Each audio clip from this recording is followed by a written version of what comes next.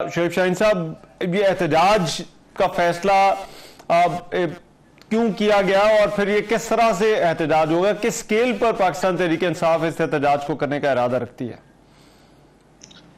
बिस्मिल्लाहिर्रहमानिर्रहीम। रहमान अफजल साहब, पहली बात तो यह है कि आपका बहुत शुक्रिया। काफ़ी दिनों बाद आपके प्रोग्राम में मैं आ रहा हूँ। कुछ मेरी कोताही होगी, कुछ आपके डिपार्टमेंट या आपके एंकर पर्सन ने, शायद आपके प्रोड्यूसर ने इतना जल्दी मुझे नहीं बुलाया आपके पास। आपके पास आकर मुझे बड़ी खुशी होती है। देखें, बात यह है कि you are always welcome ji, always welcome. Thank you Rahman साहब। बात यह है कि इस वक्त जो सिचुएशन बनी हुई है, आप देखें इदारे डिस्क्रेडिट हो चुके हैं। पीटीआई को सबसे बड़ा मैंडेट मिला और उसमें कोई शक व शुबा नहीं है, पूरा पाकिस्तान जानता है। अब मेरी अपनी कॉन्स्टिट्यूंसी आप देख लें, इसी में जहां आपका 100% मीडिया हाउसेज है, ये मेरी कॉन्स्टिट्यूंसी है। बहुत बड़ी लीड से जीता हूँ, 1,05,000 वोट लिए। जिसने 50,000 वोट नहीं लिए उसको भेज दिया पार्लियामेंट में और हम बाहर बैठे हुए हैं। इसी तरह इस्लामाबाद के तीनों हल्के, पिंडी डिवीजन, पंजाब, 180 के करीब हमारे हल्के हैं जहां हम लोग जीते हैं। बहरहाल जो कुछ इन्होंने डाकाजनी की और जिस तरह हमारी सिंबल के साथ जो कुछ किया, फिर रिजर्व सीट्स के साथ किया, वो सारी तारीख गवाह है और पब्लिक जानती है और वक्त साबित करेगा कि इसमें कौन कौन किरदार मुलव्वस थे और किस तरह एक लिहाज से आप पाकिस्तान की इकाइयों को और पाकिस्तान की फेडरेशन को नुकसान पहुंचाते हुए, जो कि एक ही पार्टी है, वो है फेडरेशन के अलावा पीटीआई, क्योंकि पाकिस्तान के हर हिस्से से हमें न सिर्फ वोट मिला है बल्कि हमारे लोग जीते हैं। बाकी सारी सूबाई पार्टियां हैं या सूबे की छोटे एरिया और रीजन्स की पार्टियां हैं। तो इसलिए आप फेडरेशन को नुकसान पहुंचा के, मुल्क की इकाइयों को नुकसान पहुंचा के, जिस तरह हमारे मुल्क की मुक्तदरा ने, एस्टैब्लिशमेंट ने, इदारों ने और हमारे कॉम्प्रोमाइज जजेस ने मिलके, इलेक्शन कमीशन ने मिलके जो पीटीआई को सिर्फ नुकसान नहीं पहुंचाया, ये मुल्क को नुकसान पहुंचाया। इसके साथ अभी देखें, आप एहतजाज करने जा रहे हैं शोएब शाहीन साहब, ठोस मुतालबा क्या है? क्या कोई स्पेसिफिक मुतालबा? एक तो ये है कि धांधली है, तहकीकात होनी चाहिए, लेकिन क्या कोई ठोस मुतालबा भी है या नहीं जिसके ऊपर जो है वो दूसरी पार्टी से कोई बात हो सके? देखिए, बड़ी सिंपल, सबसे पहली बात तो यह है कि आप जुडिशल कमीशन बनाएं और फॉर्म 45 की रोशनी में जिसको हक के हुक्मरानी आवाम ने दिया है उनके हवाले करें इस मुल्क को। और दूसरा, पाकिस्तान के सबसे मकबूल लीडर इमरान खान के ऊपर जो, और ये कितनी सीटों पर आप समझते हैं, कितनी सीटों पर जो है वो होना चाहिए? पूरे के पूरे हलकों के फॉर्म 45 जो है वो दोबारा से देखे जाने चाहिए, या फिर आप कहते हैं कि नहीं, ये इतने हलके हैं, इतनी सीटें हैं जिनके फॉर्म 45 दोबारा देखने चाहिए? देखिए जी, हमारे तो जो हम देखें, दो बातें हैं। एक ये है कि हमारे ऊपर भी एतराज करते हैं जी फिर आपने केपी में कैसे जीते। मैंने खुद पिछले हफ्ते 10 दिन पहले प्रेस कॉन्फ्रेंस की है इमरान खान से मिलके, उन्होंने कहा हम केपी के सारे हल्के खोलने को तैयार हैं। देखें, हर उस जगह पे आप हल्के खोलें जहां जिसको कोई एतराज हो, या आप सारे के सारे आप फॉर्म 45 की रोशनी में दोबारा रीडिसीजन कर लें। हमारे पास जो सीटें हम जीते हैं, जो कि 179 के करीब हमारे नेशनल असेंबली के हैं, और इसी तरह पंजाब में अक्सरियत ही हमारी पार्टी है, और सिंध में भी हमने मैक्सिमम सीटें जीते हैं, और पंजाब बलूचिस्तान में भी हमारा पूरी तरह मोर देन 30% हमारा उसमें है हिस्सा है। तो आप उसके मुताबिक फॉर्म 45 हम ले आते हैं, आप चेक कर लें, जुडिशल कमीशन के जरिए वेरीफाई करा लें जिसको। लेकिन टेक्निकली तो वैसे 3 हल्के मेरा ख्याल है, कम से कम ये 3 हल्के खुले हैं। NA81 खुला, कांजू साहब वाला हल्का खुला, फिर एक गालिबन सूबाई असेंबली का हल्का है, वहां पर तो फिर आपके वोट और कम हो गए सर। नहीं, वो हल्के नहीं खुले, वो यूं कहें कि बेईमानों और डाकू ने मिलके उनके ऊपर मजीद बेईमानी और कब्जा करने की कोशिश की। आप अगर 17,000, 18,000, 20,000 स्टफिंग करके आप उनके हमारे वोट रिजेक्ट कर दें, तो बस वो तो फिर जब बेईमानी आपने करनी है तो कुछ भी कर लें। देखें, रिजल्ट होता है फॉर्म 45, रिजल्ट होता है फॉर्म 45 जो पहले दिन आता है, हर एक के पास मौजूद है, जो सबके सब polling station polling presiding officer ने पोलिंग एजेंट्स को दिए। और अगर किसी को इतराज हो तो पहले दिन वहां इतराज लिखवाया जाता है और इतराज के ऊपर वो डिसाइड करता है प्रिजाइडिंग ऑफिसर। किसी ने कोई इतराज नहीं किया, पूरे आपके मीडिया ने सुबह के 4 बजे तक दिखाया, हम 180 के करीब सीटें लीड कर रहे थे और जीत रहे थे, इसमें कोई शक व शुबा नहीं। रात के 12 बजे के बाद जब आपको पता है। इसमें शोएब शाहीन साहब देखिए, एहतजाज जब 2018 का इलेक्शन हुआ था तो उस वक्त मुस्लिम लीग नून ने भी किया था, एहतजाज आईनी हक है, लेकिन वो ये कहते हैं कि पाकिस्तान में ऐसा लगता है कि हर इलेक्शन के बाद एक रवायती सी कार्रवाई है। अब तहरीक इंसाफ इस एहतजाज को किस तरह से देखती है? क्या ये एक रवायती पॉलिटिकल एक्सरसाइज है जो अपने तहफ़्फ़ुज़ात को उजागर करने के लिए, या फिर आप समझते हैं कि ये इससे बढ़कर भी कुछ है? देखें, हम बिल्कुल संजीदगी के साथ इसको बढ़ाएंगे। पहला तो हमारा ये 30 को है, और उसके बाद ईद के बाद हमने तमाम जो जमहूरी ताकतें हैं हमारा साथ देना चाहें, जिनको भी एग्रीव्ड हैं, वो हमारे इस प्रोसेस में शामिल हो, उसके लिए हमारी पॉलिटिकल कमेटी काम कर रही है। ईद के बाद हम ज्यादा भरपूर एहतजाज के साथ हम बाहर निकलेंगे। जहां तक इस बात का ताल्लुक है, तो JUIF से आपने किया है राब्ता उनके साथ, क्योंकि आपकी पहले तो कोई बातचीत हुई थी, तो उनको भी, पार्टियों को जिनसे आप मिले थे उनको भी शामिल करेंगे?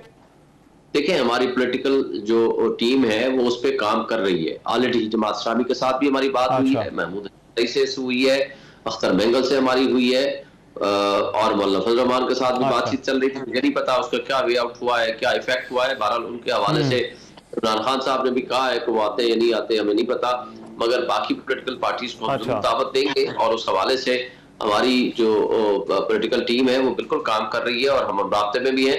इंशाल्लाह ईद के बाद हम भरपूर इसके साथ करेंगे। वजह ये है, देखें, ना मुल्क को चलाने की इनमें कैपेसिटी है, ना मुल्क में सियासी इस्तेहकाम के बगैर माशी इस्तेहकाम आ सकता है, ना ये डॉलर से इनफ्लो ला सकते हैं, ना लोगों की आमदनी और जराए को बढ़ाने की कोई इनके पास कोई प्लान है।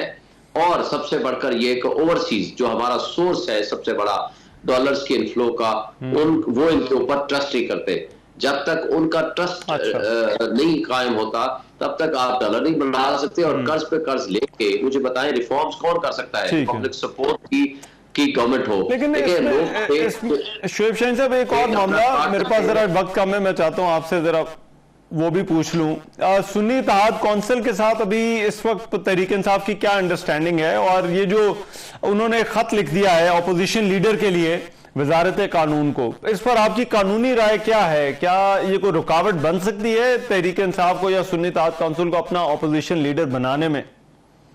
देखें, बिल्कुल ये बदनीयती पे मबनी है जो कुछ ये कर रहे हैं। सुन्नी इत्तेहाद कौंसिल एक पार्लिमानी पार्टी है, उसमें हम बैठे हुए हैं। इवन अदरवाइज भी हमारी PTI भी सबसे बड़ी पॉलिटिकल पार्टी है। आप पहले हमारी रिजर्व सीटों का फटा इन्होंने बनाया हुआ है, आप अपोजिशन लीडर ना देने की तो कोई तुक नहीं बनती। ये सिर्फ बदनीयती है, ये कब्जा करने की इनकी साजिश है कि अपोजिशन लीडर भी इनकी अपनी मर्जी का आ जाए। ये कैसे मुमकिन है कि आप सारी पॉलिटिकल पार्टीज एक साइड पे बैठी है और अपोजिशन एक साइड पे बैठी हुई है, और सबसे बड़ी पार्टी है वो, और आप उसको अपोजिशन लीडर ही ना दें? ये तो बेईमानी के अलावा और कुछ भी नहीं है। ठीक है। और ये जो तहरीक इंसाफ को बार बार हुकूमत की तरफ से का तासुर ये दिया जा रहा है कि तहरीक इंसाफ मुल्क दुश्मनी कर रही है, चाहे वो IMF का मामला हो, आप क्योंकि अभी बात कर रहे थे, वो EU के साथ मामलात हों, अमेरिका के अंदर जो है वो मामलात हों, तो ये जो मुल्क दुश्मनी का आपके साथ जो है वो एक टैग जो है वो लगता जा रहा है, इसको कैसे देखते हैं? हुकूमत की तरफ से जो है वो बार बार जो है वो लगाया जा रहा है। देखें, मुल्क दुश्मन अगर हम होते ना तो 90% अवाम आज भी हमारे साथ खड़ी है, हमें रिजेक्ट कर चुके होते। अवाम हमारे साथ खड़ी है, अवाम इमरान खान के साथ खड़ी है।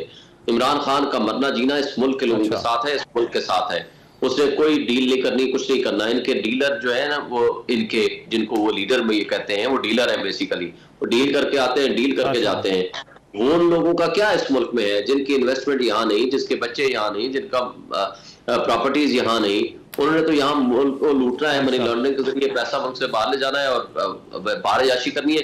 देखें, हम ये कहते हैं कि आप कर्जा सिर्फ इसलिए ना लो कि आपकी अयाशा चलती रहें, ये आप कर्जा इसलिए लो कि मुल्क में रिफॉर्म्स करो, गरीबों को उसका बेनिफिट दो। आप कर्जा ले लो और बोझ डाल दें आप पब्लिक के ऊपर, आप बिजली और गैस के बिल बढ़ाते चले जाएं, ये कोई मसले का हल है? जब तक आप इन्वेस्टमेंट ना करें, जब तक लोगों की आमदनी को ना बढ़ाएं, जब तक आप रिफॉर्म्स ना करें, $18 बिलियन मुफ्त मराहत देते हैं आप ऊपर के शाफिया को, आप उसमें कमी क्यों नहीं करते? आप उसमें एक उमरा पे जो आप मैं रोज सुप्रीम कोर्ट में कॉन्स्टिट्यूशन एवेन्यू के सामने जाता हूं, परसों SIFC की मीटिंग थी, वहां कम से कम 200 गाड़ियां खड़ी थी सिर्फ प्रोटोकॉल के लिए। आप अगर ये किससे पैसे हैं? ये मेरे आपके पैसे हैं ना। क्यों आप प्रोटोकॉल नहीं खत्म करते? क्यों आप अपनी सादगी पे नहीं आते? और वो डाकू रानी को जो खुद भी इलेक्शन हार गई है, उसको 3.25 करोड़ रुपए चाहिए जी टायर बदली करने हैं। ये अगर आपके मुल्क की इकोनॉमी को चलाने वाले ये टिकटॉकर्स लोग हैं, जो जोकर्स हैं, इनका मुल्क के साथ कोई हकीकी ताल्लुक नहीं है। इन्होंने मुल्क को चलाना है। लेकिन शोएब शाहीन साहब, आपकी अपनी पार्टी को भी इस वक्त एक कम्युनिकेशन का तो मसला है। इमरान खान क्योंकि वो जेल में हैं, पार्टी के जो लोग मिलते हैं वो आकर उनके फैसले सुनाते हैं, उन फैसलों के हवाले से भी क्या सराहें होती हैं। मीडिया भी कंफ्यूज होता है कि किस बात पर यकीन किया जाए, किस बात पर जो है वो ना किया जाए। हमाद अजहर का इस्तीफा आया, लेकिन हमाद अजहर ने जो है वो इस्तीफा फिर क़यादत ने कहा कि आप काम करते रहे। तो पार्टी में जो है वो everything is in order in the house. देखिए, क्योंकि ये एहतजाजी तहरीक चलाने के लिए बड़ा जरूरी होगा कि आप कितनी मौसर तहरीक चला सकते हैं। देखिए रहमान साहब, जिस घर का सरबरा मुल्क में ना हो, जेल में हो, तो नेचुरली उस घर में प्रॉब्लम तो छोटे मोटे होते हैं, लेकिन हतमी फैसला इमरान खान साहब का होता है। बाकी हम देखें, वो हमारे लीडर हैं, उनके साथ जो भी हमारी मुलाकातें रहती हैं, हम लीगल टीम हो या हम लीडरशिप को भी अब हमने फैसला किया है उनकी रेगुलर बेसिस पे मुलाकातें होंगी। लेकिन बात यह है कि हमारे दरमियान डिफरेंसेस ऑफ ओपिनियन किस पार्टी में नहीं होता, हमारे यहाँ भी होता है, मगर फाइनल फैसला या कोर कमेटी करती है या खान साहब करते हैं, और उसके बाद किसी किस्म का कोई भाव नहीं होता। बाकी हमाद अजहर साहब ने कुछ इंटरनल अफेयर्स होंगे जिसकी वजह से रीजन उन्होंने कुछ नहीं लिखी थी, उन्होंने रिजाइन किया और उसको एक्सेप्ट नहीं किया लीडरशिप ने। अब वो काम कर रहे हैं, हमारे बेहतरीन लीडर हैं और वर्कर हैं, तो काम करने वाले बंदे हैं, और हम सब इमरान खान के विजन को आगे बढ़ाने के लिए हम खड़े हैं। हमारे दरमियान कोई भाव नहीं है। अगर कोई इख्तलाफ पब्लिकली आकर करता है तो मेरा ख्याल है वो पार्टी के अंदर बैठ के उसको बात करनी चाहिए, ना कि पार्टी के या मीडिया में आकर बाहर बात करें। ठीक है, राइट। बहुत शुक्रिया। शोएब शाहीन साहब हमारे साथ मौजूद, पाकिस्तान तहरीक इंसाफ के रहनुमा बात कर रहे थे। प्रोग्राम में एक ब्रेक शामिल करते हैं, वापस आते हैं इस ब्रेक के बाद।